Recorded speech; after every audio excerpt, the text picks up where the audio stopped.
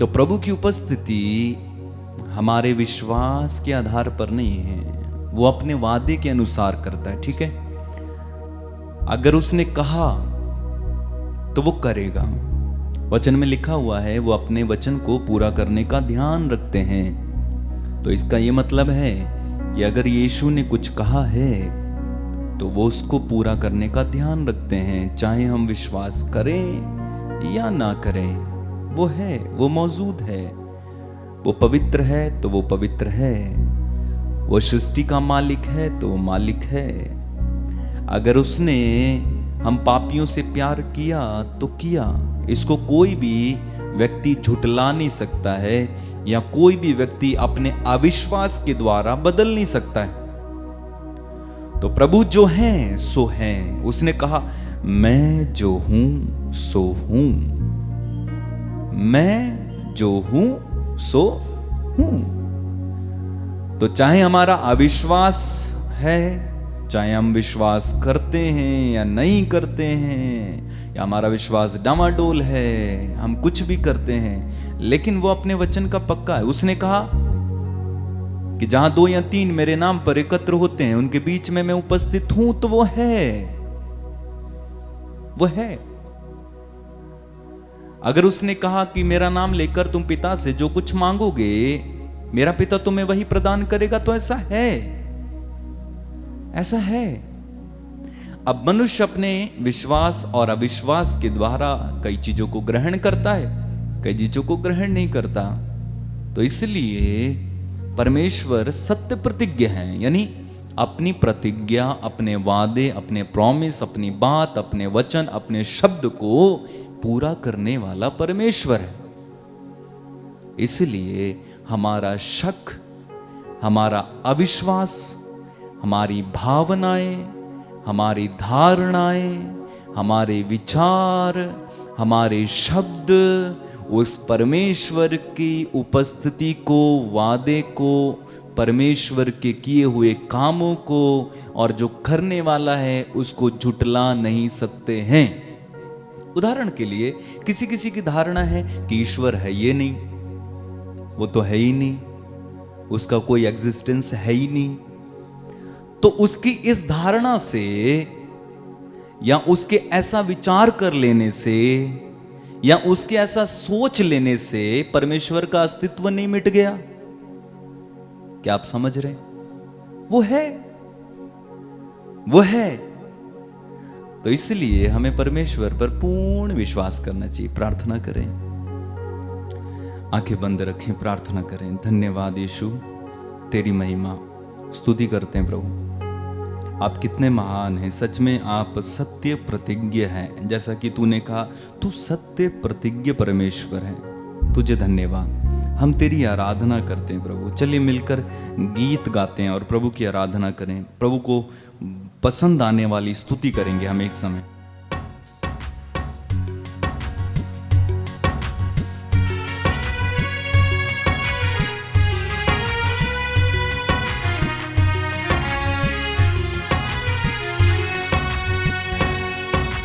यीशु यीशु हम तेरी आराधना करते, हम तेरी आराधना करते। गाएंगे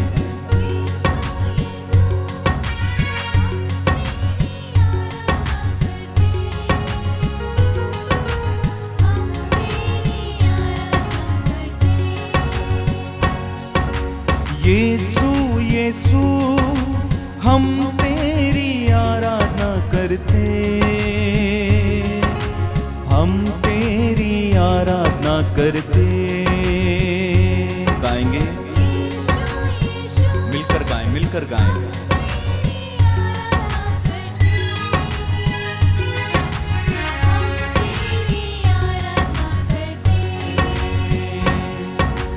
अब्बा पिता हम तेरी आराधना करते, हम तेरी आराधना करते। अब्बा पिता हम तेरी आराधना करते,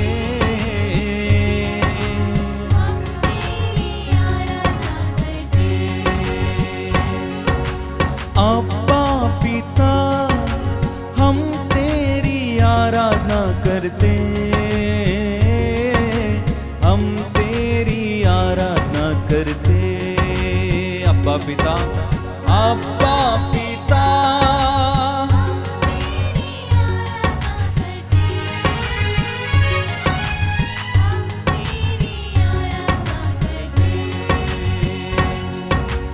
आराधना आराधना यीशु की, आराधना यीशु की, आराधना, हालेलुया।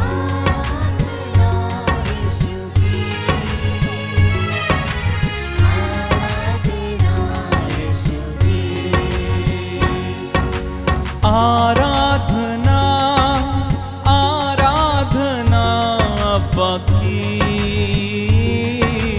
आराधना अब्बा की, आराधना आराधना आराधना यीशु की, आराधना यीशु की। पावन आत्मा हम तेरी आराधना करते, हम तेरी आराधना करते। लीन होकर गाएं, पावन आत्मा हम तेरी आराधना करते, हम तेरी आराधना करते। आत्मा प्रभु हम तेरी आराधना करते, हम तेरी आराधना करते। आत्मा प्रभु, आत्मा प्रभु, हम तेरी आराधना करते, हृदय से आने दीजिए। तेरी आराधना करते। आराधना आराधना आत्मा की, ओ आराधना आत्मा की, आराधना आराधना आत्मा की, आराधना आत्मा की। हमको जीवन देने वाले हम तेरी आराधना करते, हम तेरी आराधना करते। दिल से गाइए, हमको जीवन देने हम तेरी आराधना करते, ओ हो तेरी आराधना करते। हमसे प्यार करने वाले हम तेरी आराधना करते, हम तेरी आराधना करते। हमसे प्यार करने वाले हम तेरी आराधना करते, हम तेरी आराधना करते। हाथों को उठा के, यीशु यीशु हम तेरी आराधना करते, हम तेरी आराधना करते। दिल लगा के हाथों को उठा के, यीशु यीशु हम तेरी आराधना करते, हम तेरी आराधना करते। हमको मुक्ति देने वाले हम तेरी आराधना करते, हम तेरी आराधना करते। हमको मुक्ति देने वाले हम तेरी आराधना करते, हम तेरी आराधना करते। हमको शांति देने वाले हम तेरी आराधना करते, ओ हो हम तेरी आराधना करते। हमको देने वाले हम तेरी आराधना करते, आराधना करें प्रभु यीशु की। हम तेरी आराधना करते। यीशु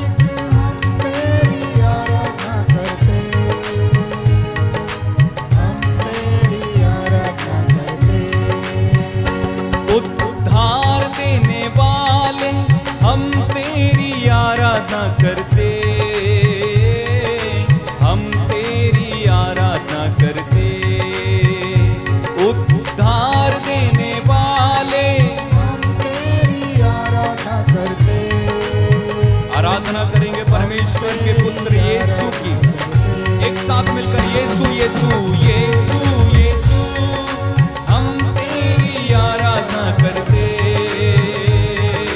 हम हालेलुया यीशु यीशु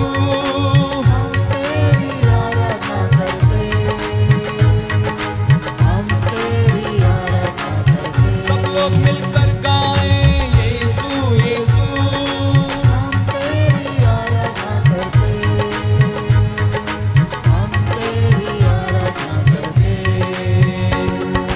हालेलुया हालेलुया आमीन, हालेलुया आमीन, हालेलुया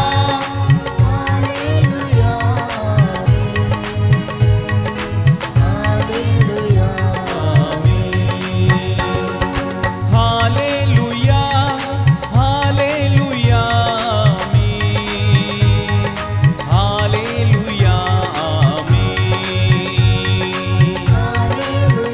यस लॉर्ड, तालियां बजाते हुए प्रभु की स्तुति करें। तू हमारे बीच में स्वामी प्रभु जी है, हम आराधना करते, हालेलुया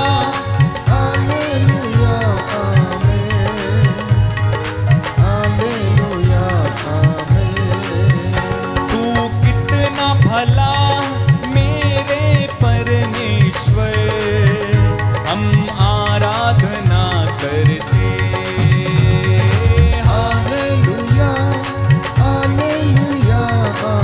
तालियां बजाते हुए प्रभु की स्तुति करते जाइए। तेरी महिमा प्रभु कितनी अपार है, तेरी महिमा की सीमा नहीं,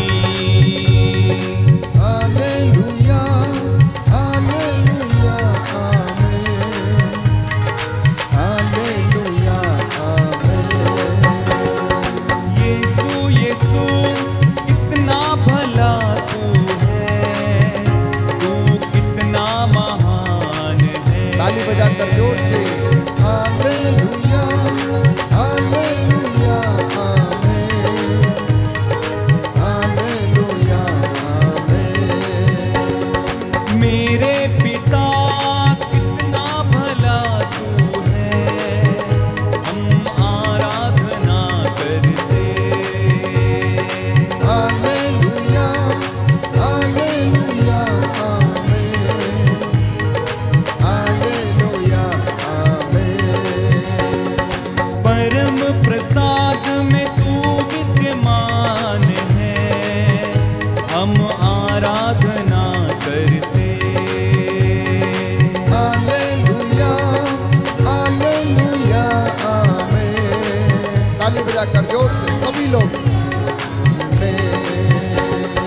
हालेलुया हालेलुया हालेलुया हालेलुया हालेलुया हालेलुया आनंद के साथ हालेलुया हालेलुया नाचते हुए हालेलुया हालेलुया पूरी भक्ति के साथ हालेलुया हालेलुया हालेलुया हालेलुया हालेलुया हालेलुया हालेलुया हालेलुया हालेलुया हालेलुया हालेलुया हालेलुया प्रभु यीशु महिमा हालेलुया हालेलुया तेरी स्तुति हो, हालेलुया हालेलुया आराधना हो, हालेलुया हालेलुया प्रशंसा आमीन आमीन तेरी, हालेलुया हालेलुया महिमा हो तेरी, हालेलुया हालेलुया जिंदा प्रभु तू, हालेलुया हालेलुया जिंदा खुदा तू, हालेलुया हालेलुया कितना भला तू, हालेलुया हालेलुया कितना